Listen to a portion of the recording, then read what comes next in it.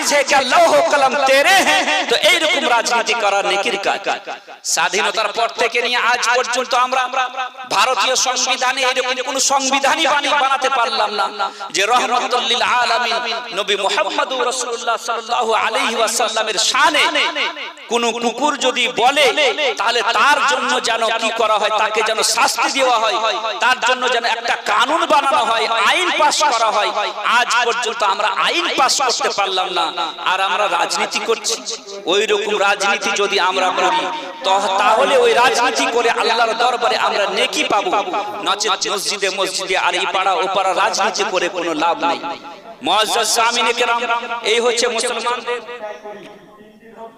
নূর ইসলাম 100 টাকা এইরকম ভাবে উম্মতে মুসলিমা রাজনৈতিক দিক দিয়ে আমরা পিছিয়ে পড়া জাতি হয়ে আছি যার কারণে গোটা দুনিয়াতে আজ আমরা নিজের কথা নিজের যে দুঃখ আমরা প্রকাশ করতে পারছি না এক অপরের দুঃখ এক অপরের মধ্যে আমরা বন্টন করছি কিন্তু আসল জায়গায় গিয়ে যে আমাদের কন্দন কেউ শুনবে আমাদের দুঃখের কথা কেউ শুনবে বা আমাদের দুঃখের কথা কেউ পৌঁছাবে এইরকম আমাদের কেউ আজ নেই আজকে দ্বিতীয় কারণ হচ্ছে মুসলমানদের আমরা যে পিছিয়ে পড়া জাতি সে জাতির আরেকটি কারণ হচ্ছে আমরা শিক্ষার দিক দিয়ে সবচাইতে বেশি পিছিয়ে যদিও বা এই গ্রামটা সরকার পাড়া নাম সরকার কাজে যদি সরকার হয় তো আলহামদুলিল্লাহ আর না হলে পরে আল্লাহই জানে কি হবে এদের সাথে নাম সরকার পাড়া মডেল ভিলেজ শিক্ষিত গ্রাম তো ওই রকম শিক্ষিত যদি প্রত্যেক গ্রামই হয়ে যায় আলহামদুলিল্লাহ তাহলে তো উম্মতে মুসলিমার কোনো কথাই থাকবে না শিক্ষার দিক দিয়ে উম্মতে মুসলিমা আজ পিছিয়ে পড়া যায় আজকে যুবকদেরকে বলা হয় শিক্ষা অর্জন কেন করছো না তো যুবকরা বলে শিক্ষা অর্জন করে করব কি চাকরি তো নাই চিন্তা করুন যে জাতির যুবকদের এই চিন্তাধারা হবে যে শিক্ষা অর্জন করছি চাকরি কেন পাই ওই জাতির ভবিষ্যৎ বড়ই অন্ধকার যে জাতির যুবকদের এই চিন্তাধারা হবে যে শিক্ষা অর্জন করে আমি চাকরি পাবো শিক্ষা অর্জন করছি এই জন্য যে চাকরি করব সে জাতির কোনোদিন ভালাই হতে পারে না হ্যাঁ যে জাতির যুবকদের এই চিন্তাধারা হবে যে শিক্ষা অর্জন করছি এই জন্য এর দ্বারাই আমি আমার জাতিকে পরিচালনা করব আমি সঠিকভাবে পরিচালনা হব আমি কি করব আমার প্রতিপালককে চিনব আমার দ্বারাই মানুষ উপকৃত হবে এই জাতির এইরকম যদি যুবকদের অবস্থা থাকে সেই জাতির কি হবে সেই যুবক দ্বারা জাতির কি হবে ফায়দা হবে উপকার হবে আমাদের দেশে যে অবস্থা এই অবস্থাকে একবার নিজের চোখের সামনে নিজের মনে মনে কল্পনা করুন আর রাসূল করিম রাউফুর রহিম সাল্লাল্লাহু আলাইহি ওয়াসাল্লামের সেই আইয়ামে জাহিলিয়াতকে একবার কল্পনা করুন আজকে ভারতের বুকে আমরা সঠিকভাবে নামাজ পড়তে পারছি নিজের শিক্ষা প্রতিষ্ঠানকে চালাতে পারছি সব রকম ধর্মীয় কাজ আমরা করতে পারছি তারপরেও আমরা রাসূল করিম সাল্লাল্লাহু আলাইহি ওয়াসাল্লামের দ্বীন থেকে আমরা পিছিয়ে পড়ে আছি অন্যদিকে আরবের যদি সেই ইতিহাসকে একবার দেখি আরবে রাসূল করিম সাল্লাল্লাহু আলাইহি ওয়াসাল্লাম যে যুগে আসেন সেই যুগটার নাম ছিল আইয়ামে জাহিলিয়াত বা অন্ধকর্ময় যুগ সেই যুগে রাসূল করিম সাল্লাল্লাহু আলাইহি ওয়াসাল্লাম যখন দ্বীন প্রচার করলেন সে আরবের বুকে এমন অবস্থা ছিল যে রাসূল করিম সাল্লাল্লাহু আলাইহি ওয়াসাল্লাম দ্বীন প্রচার করবেন তো দ্বীন প্রচার করার মতন পরিবেশ কায়েম ছিল না দ্বীন প্রচার কারণে মার খেতে হতো আরবের বুকে নানান প্রকার ভাবে আরববাসীরা নির্যাতন চালাতো এখানেই ক্ষান্ত নয় আরববাসীদের সেই যুগটাকে আইয়ামে জাহিলিয়াত বা অন্ধকারময় যুগ কেন বলা হয়েছিল এই জন্য বলা হয়েছিল অন্ধকারময় যুগ যে সেই যুগটা বড় সেই যুগের মানুষ ছিল না বরং পশুর চাইতে নিকৃষ্ট ছিল সেই যুগের মানুষ তারা দুনিয়ার মধ্যে এমন কোনো গুনাহ নেই যে তারা করেনি এমন কি তারা কি করত তারা চুরি করত ডাকাতি করত আরবের চুরি ডাকাতি তাদের পেশা ছিল তাদের ধর্মীয় অবস্থা ঠিক ছিল না তাদের রাজনৈতিক অবস্থা ঠিক ছিল না তারা সামান্য বিষয় নিয়ে 50 বছর ধরে তারা লড়াই চালাতো রক্তের হোলি খেলতো রক্তের বদলে রক্ত এই ছিল দেশ শাসনের নিয়ম নীতি চুরি ডাকাতিতে তারা লিপ্ত ছিল নারী শিশুকে জীবন্ত কবর দেওয়া তাদের পেশা ছিল যদি কোনো মহিলা গর্ভবতী হতো তাহলে সে বাড়ির অভিভাবক বাড়ির আঙিনায় কি করত, গর্ত খনন করে রাখতো, যে যদি মেয়ে সন্তান জন্মগ্রহণ করত কোনো মহিলা তাহলে সোজা নিয়ে এসে কবরস্থ করে দিত, সোজা নিয়ে এসে দাফন করে দিত। এমনকি তারা কি করত, নিজের দৈহিক চাহিদা মেটানোর জন্য তাদের একটি মহিলার প্রয়োজন ছিল। সে মহিলাটি কার মা, কার বোন, কার খালা, কার ফুফু, এটা দেখার তাদের কোনো প্রয়োজন ছিল না। এমনকি তারা গুনার মধ্যে এমন ভাবে লিপ্ত হয়ে গেছিল, কোন সন্তান যদি জন্মগ্রহণ করত, আরববাসীরা সেই সন্তান যদি দুর্বল হতো, পাহাড়ের চূড়ায় নিয়ে গিয়ে সেই চূড়া থেকে, পাহাড়ের চূড়া থেকে সেই সন্তানকে ফেলে দিয়ে বলতো, দুর্বলদের এই পৃথিবীতে বেঁচে থাকার কোনো অধিকার নেই। এইরকম ভাবে নির্যাতন চালাতো। আল্লাহর পবিত্র কাবা গৃহ, কাবা ঘরকে তারা 360টি মূর্তি রেখে অপবিত্র করে ফেলেছিল। আল্লাহ রাব্বুল আলামিনের পবিত্র কাবা ঘরের চারিপাশে সিটি বাজিয়ে বাজিয়ে তারা তওয়াফ করত। তারা হাততালি বাজিয়ে বাজিয়ে, তালি বাজিয়ে বাজিয়ে তারা কি করত, তওয়াফ করত। গুনাহের মধ্যে পুরো সমাজ লিপ্ত হয়ে গেছিল, পাপের মধ্যে গোটা সমাজ পাপের মধ্যে ডুবে গেছিল। ওই সংকটময় মুহূর্তে আল্লাহ তাবারক ওয়া তাআলা দয়া করিলেন, রাসূল করিম সাল্লাল্লাহু আলাইহি ওয়াসাল্লাম সে আরবের বুকে রাসূল করিম সাল্লাল্লাহু আলাইহি ওয়াসাল্লামের আগমন হলো। হুজুর সাল্লাল্লাহু আলাইহি ওয়াসাল্লাম নিজের আদর্শ দ্বারা, নিজের শিক্ষা দ্বারা, নিজের আখলাকে কারিমা দ্বারা সে আরবের অসভ্য জাতিকে সভ্য জাতিতে পরিণত করলেন। রাসূল করিম সাল্লাল্লাহু আলাইহি ওয়াসাল্লাম ওই নির্মম সেই জাতিকে আল্লাহর রাসূল সাল্লাল্লাহু আলাইহি ওয়াসাল্লাম এক সুতোর মধ্যে বেঁধে একটা সভ্য জাতির মধ্যে পরিণত করলেন, সুন্দর জাতিতে পরিণত করলেন। যারা ছিল চোর তারা হয়ে গেল রাসূলের আদর্শে সমাজের মালের পাহারাদার। যারা ডাকাত ছিল তারা সমাজের বাইতুল মালের পাহারাদার হয়ে গেল। যারা নারীর সম্মান নিয়ে ছিনিমিনি খেলতো, রাসূল করিম সাল্লাল্লাহু আলাইহি ওয়াসাল্লামের সুন্দর চরিত্র দেখে তারা নারীর সম্মানের পাহারাদার হয়ে গেল। এইভাবে নতুন একটি সমাজ গড়ে উঠল। কোন এমন শিক্ষা দ্বারা, কোন এমন অস্ত্র দ্বারা রাসূল করিম সাল্লাল্লাহু আলাইহি ওয়াসাল্লাম সে অসভ্য জাতিকে সভ্য জাতিতে পরিণত করলেন? ওই জিনিসটা আজকের সমাজের মধ্যে দরকার। ওই জিনিসটা আমাদেরকে আজকের সমাজের যে সমস্ত খারাপি, যে সমস্ত বুরাই আমাদের সমাজের মধ্যে ছড়িয়ে আছে, যে সমস্ত কুসংস্কারগুলো ছড়িয়ে আছে, সেই সমস্ত কুসংস্কারকে দমন করার জন্য রাসূল করিম সাল্লাল্লাহু আলাইহি ওয়াসাল্লামের সে আইয়ামে জাহিলিয়াতে আসার পরে হুজুর সাল্লাল্লাহু আলাইহি ওয়াসাল্লামের যে অস্ত্র দ্বারা হুজুর সাল্লাল্লাহু আলাইহি ওয়াসাল্লাম সুষ্ঠু ও সুন্দর রাজ কায়েম করলেন, সেই জিনিসটা আজকে আমাদেরকে ভাবতে হবে এবং সেটার প্রতি আমল করতে হবে। হুজুর সাল্লাল্লাহু আলাইহি ওয়াসাল্লাম হযরত ঈসা আলাইহিস সালামের ইহলোক থেকে পরলোক জামান, পরলোক অর্থাৎ আসমানি দুনিয়াতে উঠে যাওয়ার পর থেকে নিয়ে রাসূল করিম সাল্লাল্লাহু আলাইহি ওয়াসাল্লামের আগমন পর্যন্ত এই যে একটি 570 বছর দীর্ঘ একটি সময়, লম্বা একটি সময়, এই সময়ে রাসূল করিম সাল্লাল্লাহু আলাইহি ওয়াসাল্লামের আগমনের পূর্বে পৃথিবীর বুকে এমন কোনো গুনাহ নেই যে সেটা হয়নি, এমন কোনো পাপ নেই যে সেটা মানুষের দ্বারা সংঘটিত হয়। রাসূল করিম সাল্লাল্লাহু আলাইহি ওয়াসাল্লাম আমাদেরকে যে অস্ত্র দিয়ে সুন্দর জাতিতে পরিণত করলেন, সেটা বোঝার আগে ভারতের একটু ইতিহাস আপনাদের মাথায় নিয়ে আসি। ভারতে ইংরেজরা 200 বছর রাজত্ব করেছে। 200 বছর আমরা গোলামির জীবন কাটিয়েছি। ভারতে ইংরেজরা এসে আমাদের প্রতি নির্যাতন চালিয়েছে এবং ভারতকে লুট করে তারা নিজের দেশে চলে গেছে। এই ভারতকে স্বাধীন করার জন্য আমরা কি প্রকার কুরবানি দিয়েছি।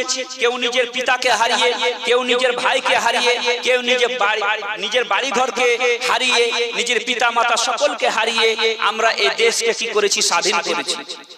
আজকে যদিও বা কোন মানুষ বলে, আমাদেরকে ফিল করানো হয়, এহসাস দিলানো হয়, এটা আমাদের মনের মধ্যে বোঝানো হয়, ঘর করানো হয় যে তোমরা ভারতে আছো, তোমরা ভারতে আছো কি কারণে আছো, তোমরা ভারতে ভাড়াটিয়া হিসাবে আছো।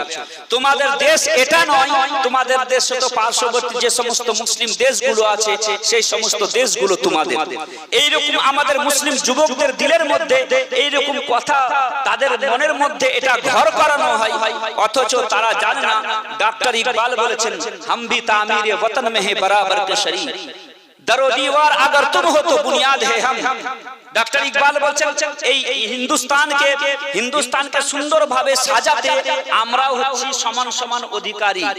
এই হিন্দুস্তানকে স্বাধীন করাতে আমরা সমান সমান ভাগীদারি আছি। তুম দরো দীওয়ার अगर तुम हो तो बुनियाद है हम। একটি ঘরের দেওয়ালগুলো যদি তোমরা হও তো বুনিয়াদ, প্রাথমিক বুনিয়াদ হচ্ছে আমরা। डॉक्टर इकबाल बोले हिंद को नाज है जिस पर वो निशानी हम है, ताज और लाल किला के यहाँ बानी हम है। भारत के जे समस्त जिनिस निये गर्वबोध करे भारत, সেই সমস্ত জিনিসের প্রতিষ্ঠাতা হলাম আমরা, তাজ এবং লাল কেল্লার বাণী হলাম আমরা। মুআজ্জাজ সামিন ইকরাম, এই ভারতকে যদিও বা আমরা আজাদ করেছি সকলে মিলে, এই ভারতে যারা স্বাধীন, যারা এই ভারত থেকে যাদের গোলামি আমরা 200 বছর করেছি, এরা আজকে বিশাল বড়, আজকে বড় জাতি হিসাবে নিজেকে প্রতিষ্ঠিত করছে। এরা গোটা দুনিয়াকে নেতৃত্ব দিচ্ছে, গোটা দুনিয়ার মধ্যে সবচাইতে বেশি গোটা দুনিয়ার অধিকার নিয়ে কথা বলছে, অথচ 200 বছর আমাদেরই অধিকার তারা হরণ করেছে। আজকে তারা সভ্য জাতি হিসাবে নিজেকে পেশ করছে, আজকে তারা বলছে আমরা সবচাইতে সভ্য জাতি, কারণ আমাদের কাছে গোটা দুনিয়ার শেয়ার মার্কেটকে এক মুহূর্তে বন্ধ করে দেওয়ার জন্য আমাদের হাতে কি আছে? ডলার আছে, আমাদের হাতে পাউন্ড আছে। গোটা দুনিয়াকে এক মুহূর্তে বন্ধ করে দেওয়ার জন্য, সিস্টেমকে লো করে দেওয়ার জন্য, এক মুহূর্তে গোটা দুনিয়ার সিস্টেমকে বন্ধ করে দেওয়ার জন্য আমাদের কাছে গুগল আছে, আমাদের কাছে নাসা আছে। গোটা দুনিয়াকে এক মুহূর্তে কিয়ামত বরপা করার জন্য আমাদের হাতে পরমাণুর রিমোট কন্ট্রোল আমাদের হাতে আছে। এইভাবে তারা গর্ববোধ করছে এবং গোটা দুনিয়ার অধিকার নিয়ে তারা কথা বলছে, শিক্ষার ব্যাপারে তারা কথা বলছে, অর্থনৈতিক দিকের ব্যাপারে তারা কথা বলছে, মানুষের অধিকার নিয়ে তারা কথা বলছে। কিন্তু এক সময় এরাই ছিল সবচাইতে পিছিয়ে পড়া জাতি, যাদেরকে আমরা বলা শিখিয়েছিলাম, যাদেরকে আমরা চলা শিখিয়েছিলাম, যারা সঠিকভাবে চলতে জানতো না, বলতে জানতো না, সঠিকভাবে কাপড় পরিধান করার নিয়ম জানতো না, যারা সঠিকভাবে চেয়ারে বসার নিয়ম জানতো না। আমরা মুসলমান আমাদের দেখে দেখে যারা নিজের চলা শিখেছে, বলা শিখেছে, আজ তারাই বলছে মুসলমান পিছিয়ে পড়া জাতি, মুসলমান আজ দুনিয়ার জন্য বোঝ। তবে ডাক্তার ইকবালের কথা ভুললে হবে না। ডাক্তার ইকবাল বলেন, ডাক্তার ইকবাল বলেছেন যে আমরা যাদেরকে বলা শিখিয়েছি, जिन पत्थरों को हमने अता की थी धड़कने, जब बोलने लगे तो हम ही पे बरस पड़े। যে পাথরকে আমি বলা শিখিয়েছিলাম, চলা শিখিয়েছিলাম, যখন বলতে লাগলো সে তো আমার বিরুদ্ধেই বলতে লাগলো। যারকে ভারতের বুকে যত রকম জাতি আছে, সমস্ত জাতিকে আমরা চলা শিখিয়েছি, বলা শিখিয়েছি। ইসলাম আসার পূর্বে ভারতের অবস্থা বড়ই করুণ ছিল, মুসলমান আসার পর ইসলামের কিরণ এই ভারতের বুকে আসার পর ইসলামের ছায়া তলে এসে মুসলমানরা সঠিকভাবে সুন্নতে মুস্তাফা মোতাবেক চলা শিখেছে, বলা শিখেছে। মুসলমানদেরকে দেখে দেখে বাকি জাতিরাও চলা শিখেছে, বলা শিখেছে। আজকে ইউরোপিয়ান কান্ট্রির মানুষরা যদিও বা মুসলমানদেরকে আজ পিছিয়ে পড়া জাতি বলুক না কেন, আজ এমবিসি টু এমবিসি মুসলমানদের ছেলেরা দিল্লির মধ্যে এমবিসি টু এমবিসি দৌড়ে বেড়াচ্ছে, যেন আমার কোনো ফরেন কান্ট্রির কোনো ইউনিভার্সিটিতে আমার যেন অ্যাডমিশন হয়ে যায়। কিন্তু আমরা ভুলে গেছি আমাদের গৌরবময় ইতিহাসকে। মুসলমানদের বড় বড় ইউনিভার্সিটিতে ইউরোপিয়ান কান্ট্রির ইউরোপিয়ানদের বড় বড় রাজা এবং সম্রাটদের সন্তানেরা মুসলমানদের ইউনিভার্সিটিতে অ্যাডমিশন নেওয়ার জন্য দাঁড়ে দাঁড়ে তারা ঘুরে বেরিয়েছে। আজ কিন্তু উল্টোটা হয়ে গেছে, মুসলমানদের ছেলেরা আজ দিল্লিতে এমবিসি টু এমবিসি দৌড়ে বেড়াচ্ছে যে ইউনাইটেড স্টেটস অফ আমেরিকার কোন এক ইউনিভার্সিটিতে আমার অ্যাডমিশন হয়ে যাক। এইরকম ভাবে মুসলমানরা আজ গোটা দুনিয়ার মধ্যে আজ পিছিয়ে পড়া জাতি। তারা কি হয়ে যাচ্ছে? ভয় ভীতি তাদের দিলের মধ্যে কায়েম করছে। আজকে যারা উন্নতিশীল জাতি বলে নিজেকে প্রকাশ করছে, education is the backbone of nation, শিক্ষা জাতির মেরুদণ্ডের কথা বলছে, সর্বশিক্ষা অভিযানের কথা বলছে, কিন্তু এরাই সবচাইতে পিছিয়ে পড়া এবং মূর্খ অশিক্ষিত জাতি ছিল। আজকে যে জাতিকে তারা অশিক্ষিত বলছে, এই মুসলমানরা সবচাইতে বেশি শিক্ষিত ছিল।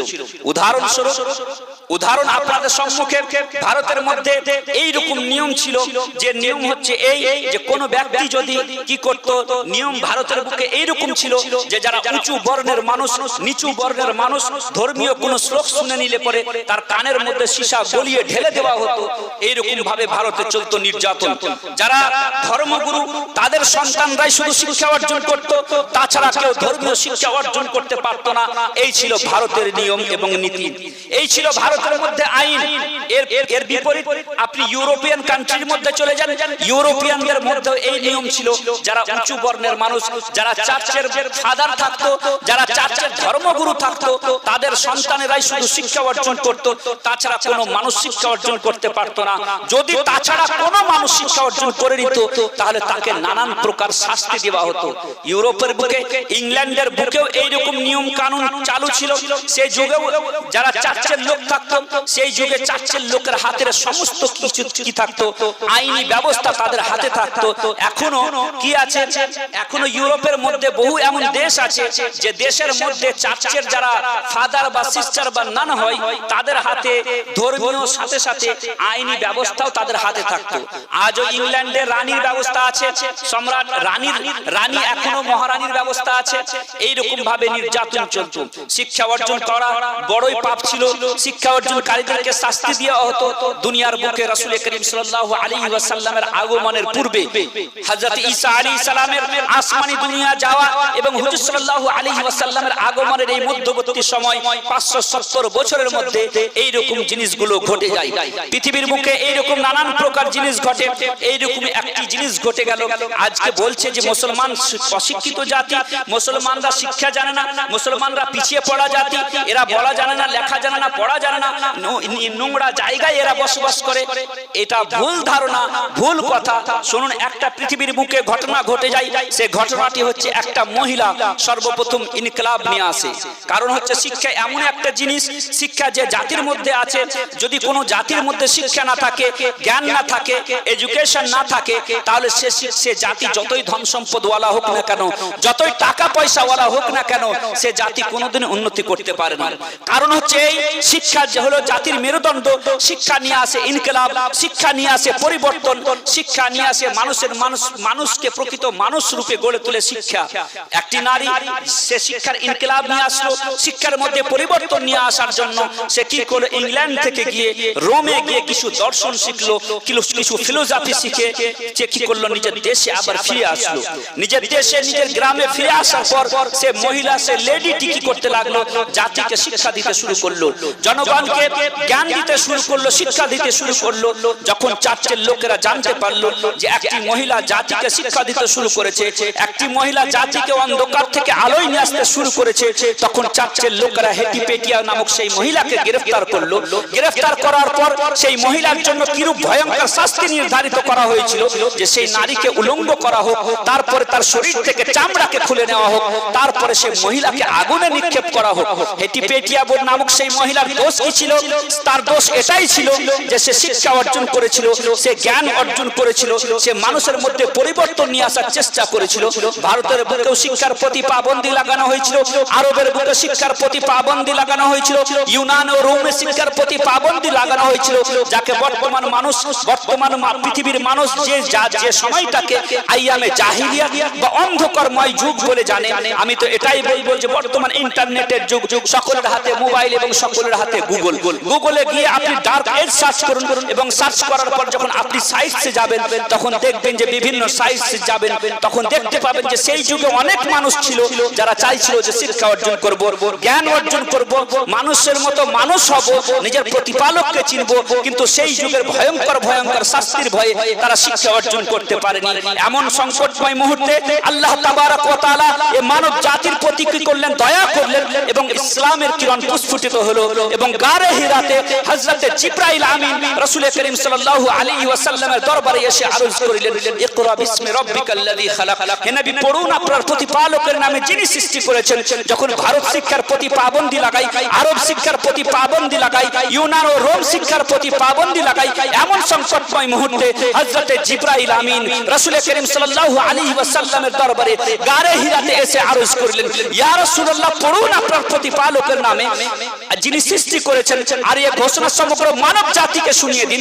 এখন পর্যন্ত দুনিয়াবাসী শিক্ষা অর্জনকারীদের প্রতি নির্যাতন করেছে, এখন পর্যন্ত দুনিয়াবাসী শিক্ষা অর্জনকারীদেরকে শাস্তি দিয়েছে, আর এই শাস্তি চলবে না, আর এই পাবন্দি চলবে না।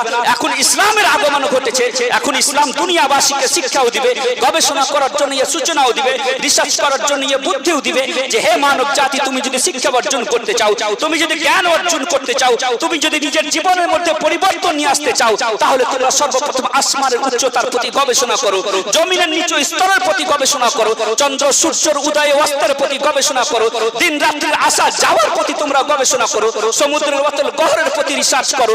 যখন তোমরা আসমানের উচ্চতার প্রতি গবেষণা করবে এবং গ্রহের চক্রাকারের প্রতি গবেষণা করবে এবং দুনিয়ার মধ্যে চলাফেরা করে যখন তোমরা চিন্তা করবে, ভাবনা করবে, সমুদ্রের অতল গহরে গিয়ে যখন তোমরা নানান প্রকার প্রাণী জীবকে দেখে যখন তোমরা চিন্তা করবে, ভাবনা করবে, কখনো পাহাড়ের দিকে গবেষণা করবে, কখনো কি করবে উটের দিকে তাকিয়ে গবেষণা করবে, যখন তোমরা আল্লাহর এই সমস্ত নিদর্শনের প্রতি গবেষণা করবে, চিন্তা করবে, ভাবনা করবে, তখনই তোমরা তোমার সৃষ্টিকর্তার সন্ধান পাবে, তখনই তোমরা তোমাদের প্রতিপালকের সন্ধান পাবে, তখনই তোমরা তোমার এক খোদাকে তোমরা চিনতে পারবে।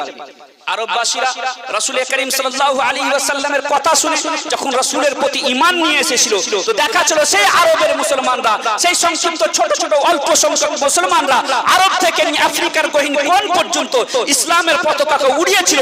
ডাক্তার ইকবাল বলেন, ও 313 থেকে লরজতা থা জামানা, আজ हम छोड़ो रहे तो करते हैं गुलामी। কালকে 313 জন আমরা ছিলাম, তবুও গোটা পৃথিবীতে কি করছিল, গোটা পৃথিবীর মানুষ আমাদেরকে দেখে, আমাদের কৃষ্টিয় কালচার শিক্ষা দীক্ষাকে দেখে গোটা দুনিয়ার মানুষ আমাদের দ্বারা শিক্ষা নিয়েছিল। আজ আমরা কোটি কোটি হয়ে গোটা দুনিয়ার মধ্যে আজ লাঞ্ছনার শিকার, অপমাননার শিকার। মুআজ্জাজ সামিন ইকরাম, আজকে অবস্থা হচ্ছে এই, আমাদের এখানে বলার কথা হচ্ছে এই যে দুনিয়ার মধ্যে যত রকম ধর্ম আছে, যত রকম মাযহাব আছে, কোন ধর্ম এরকম বলেনি, কোন ধর্মের মধ্যে এই কথা বলা নেই যে শিক্ষা তোমরা জ্ঞান অর্জন করো মায়ের কোল থেকে নিয়ে কবর পর্যন্ত। রাসূল করিম সাল্লাল্লাহু আলাইহি ওয়াসাল্লাম বলছেন, উতলুবুল ইলমা মিনাল মাহদি ইলাল লাহদ, মায়ের কোল থেকে নিয়ে কবর পর্যন্ত শিক্ষা অর্জন করো। রাসূল বলছেন প্রত্যেক মুসলমানের উপরে শিক্ষা অর্জন করা ফরজ। কোন ধর্মের কোন ধর্মগুরু এই কথা বলেননি যে আমার ধর্মের যত লোক আছে সবের উপরে শিক্ষা অর্জন করা ফরজ। এই কথা কোন দুনিয়ার মধ্যে কোন ধর্মগুরু এই কথা বলেননি, কিন্তু মুসলমানদের ধর্মগুরু নবী মুহাম্মদুর রাসূলুল্লাহ সাল্লাল্লাহু আলাইহি ওয়াসাল্লাম বলছেন, তালাবুল ইলমি ফরিদাতুন আলা কুল্লি মুসলিম, প্রত্যেক মুসলমানের উপরে শিক্ষা অর্জন করা ফরজ। দ্বীনি দুনিয়াবি এসব কিছু নয়, শিক্ষা অর্জন করা ফরজ রাসূল বলেছেন। তাহলে যে ধর্মের এত সুন্দর সুন্দর বাণী এবং দুনিয়ার মধ্যে সর্বপ্রথম যে ধর্মের সবচাইতে প্রথম ধর্ম, প্রথম হুকুম অবতীর্ণ হলো শিক্ষা নিয়ে, গবেষণা নিয়ে, আল্লাহ রাব্বুল আলামিন শিক্ষা নিয়ে, গবেষণা নিয়ে, সায়েন্স নিয়ে 700 অধিক আয়াতে কারিমা কোরআনে কারিমে নাযিল করে বলছেন, তোমরা কেন চিন্তাধারা করছো না, কেন তোমরা আসমানের দিকে তাকিয়ে দেখছো না, কেন তোমরা পাহাড়ের দিকে তাকিয়ে দেখছো না, কেন তোমরা উটের দিকে তাকিয়ে তোমরা চিন্তাধারা করছো না, কেন তোমরা তোমাদের পূর্বপুরুষদের কথা চিন্তা করে পড়ে তোমরা শিক্ষা অর্জন করছো না, তোমরা কেন জমিনে চলাফেরা করছো না, আল্লাহর নিদর্শন সমূহ কেন দেখছো না। 700 অধিক আয়াতে কারিমা আল্লাহ তাবারক ওয়া তাআলা পবিত্র কোরআনে নাযিল করে মানুষকে শিক্ষার দিকে, সায়েন্সের দিকে, গবেষণার দিকে আল্লাহ তাবারক ওয়া তাআলা ডাকছেন।